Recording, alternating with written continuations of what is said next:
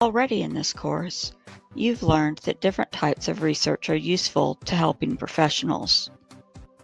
Exploratory research might help us better understand and empathize with the unique experiences of first-generation immigrants in the United States. Descriptive research might tell us how many families in our community can't afford to purchase required school supplies for their children. Explanatory research could help us see whether men and women have different incomes on average in our society, while evaluation research might help us demonstrate which treatments for depression among teens are most effective. When we consider explanatory and evaluation research topics, we see that they often involve multiple factors and seek to explain or predict the relationships between them. As we read about these types of research studies, it will be useful to understand what is meant by the concepts hypothesis and variable, as well as the different types of each. A hypothesis is a statement about the nature of relationships between two or more factors. Most research studies are conducted to examine these relationships, whether in the natural world or through intentional manipulation. For example, we could hypothesize that in the general population, men have higher incomes than women.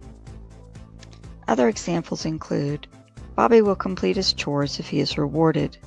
People who live with dogs are equally happy as those who live with cats.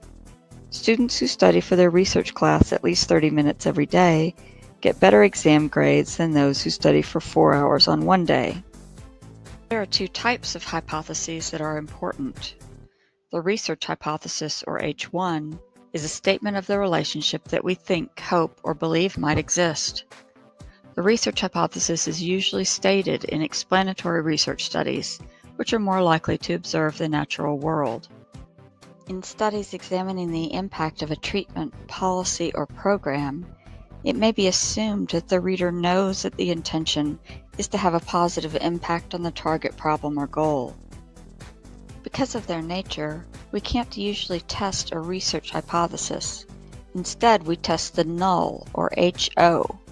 The null hypothesis states that there is no relationship between factors or no difference between groups.